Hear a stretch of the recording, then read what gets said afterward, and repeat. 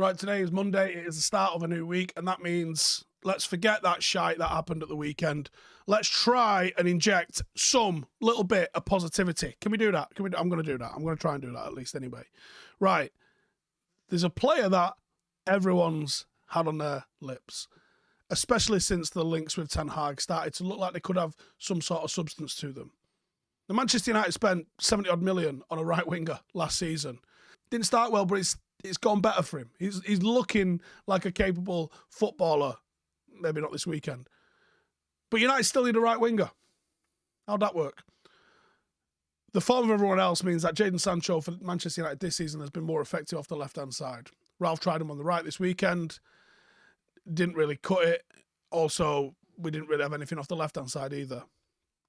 That all being said, if Ten Hag does come in,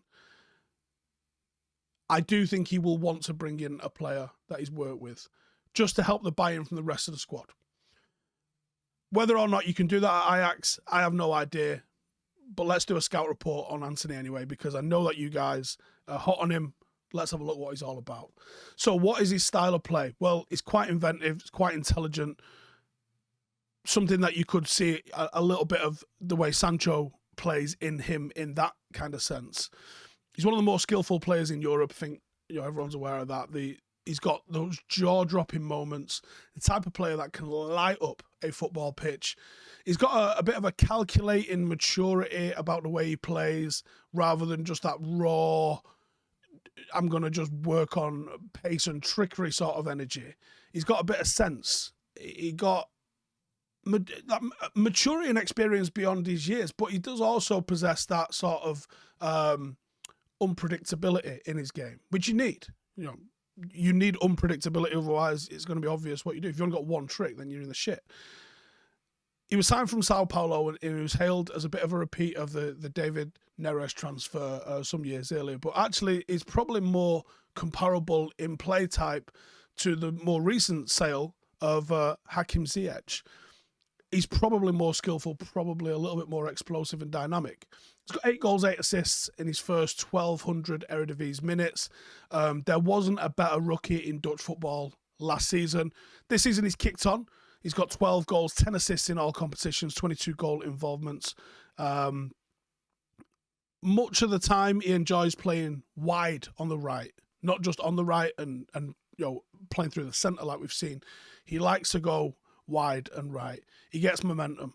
He picks up the ball and then starts to drive inwards. He doesn't occupy that sort of half-space channel waiting for the ball. His acceleration from a standing start is death-defying. Probably one of the major attributes that he's got, something that's very, very positive, very, very hard to beat, to be honest. He is someone with tremendous work ethic, real endeavour to him, real honesty about him. The sort of attributes that make someone a bit of a fan favourite, someone that you get a bit of cult heroism about. You see the way Cavani sort of just goes to work when he turns up for work at the moment? That is easy to love him, is what I'm saying. Type of player that wins the ball back after he's lost it. Not the sort of one that looks around, points at the touchline, asks the referee what's going on, just gets on with it. I like that about him. Obviously has got that bit of a South American kind of edge about him, which lends to that unpredictability. He seems to have a bit of competitiveness and hunger about him.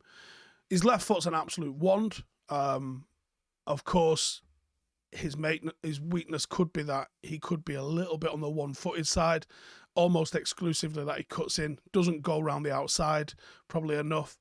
But very, very capable player. Rumours that he isn't going to be available for too much of a fee. For me, the biggest issue with bringing Antony in would be, are Ajax going to be willing to let him go? I think he would follow Ten Hag. I think he would actually improve Manchester United.